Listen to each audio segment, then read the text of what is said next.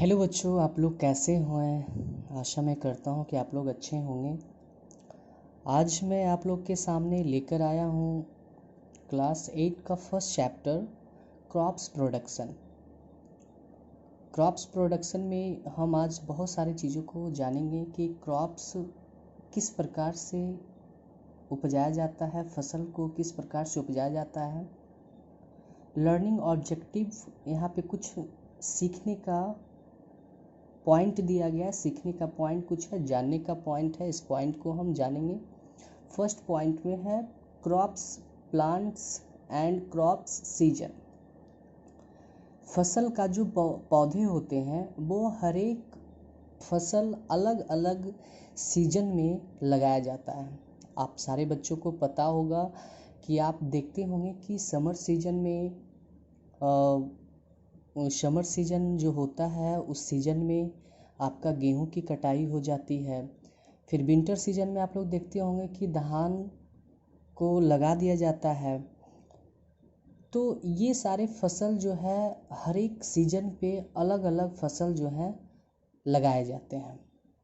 Basic practice of crops production, preparation of soil, sowing of seed and application of a major fertilizer, irrigation, weedings and a harvesting and storage। कहता है कि basic practice of crops production. हम यहाँ पे basic practice करेंगे, basic practice को सीखेंगे कि क्रॉप्स को किस प्रकार से प्रोडक्शन किया जाता है।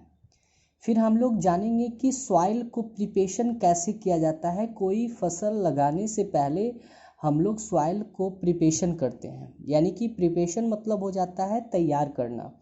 हम सॉइल को पहले तैयार करते हैं, उसके बाद फिर हम उसमें क्या करते हैं, फसल को लगाते हैं, यानी कि सीड को बोते हैं उसमें। सोइंग ऑफ सीड यानी कि सीड को हम लोग वहाँ पे क्या करते हैं, बोते हैं। फिर कहता है application of measures and fertilise, यानी कि फिर हम उसके ज़मीन के जो फर्टिलाइज होते हैं, नमी जो होते हैं, फर्टाइल जो होते हैं, वो सारे सॉइल को हम चेक करते हैं। सारे सॉइल को हम फर्टाइल रूप में बनाते हैं। फिर उसको हम इरिगेशन मीन्स सिंचाई करते हैं, ठीक है।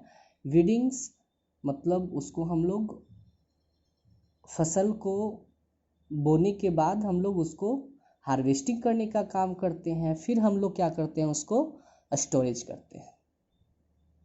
लास्ट पॉइंट में है food of animals, food from animals. कुछ भोजन जो होता है वो मनुष्य एनिमल्स से भी प्राप्त करते हैं। आपको पता होगा, आपने 6 क्लास में पढ़ा होगा कि भोजन का जो सोर्सेस होता है, मेन 2 सोर्सेस होता है। एक प्लांट सोर्सेस होता है हमारा, और दूसरा जो होता है वो हमारा एनिमल सोर्सेस होता है। तो प्लांट सोर्सेस और एनिमल सोर्सेस में काफ़ी डिफरेंस होते हैं।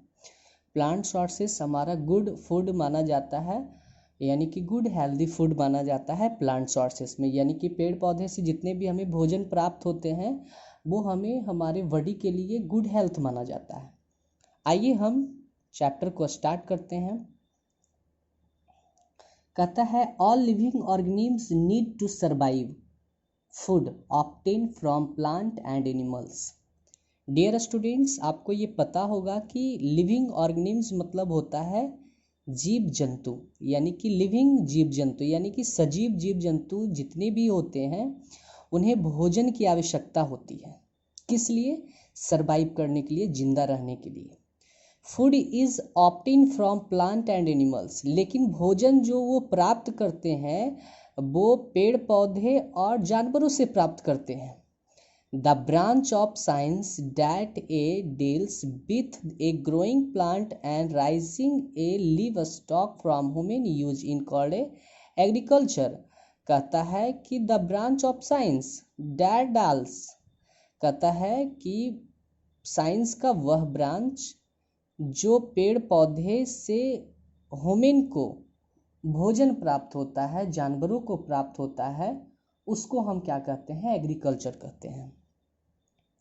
कहता है कल्टीवेशन ऑफ क्रॉप्स। ठीक है,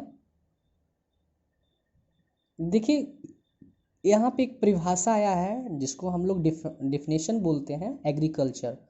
एक क्वेश्चन आपके एग्जामिनेशन में अक्सर पूछा भी जा सकता है, जिसमें आपसे सवाल ये कर दिया जाएगा कि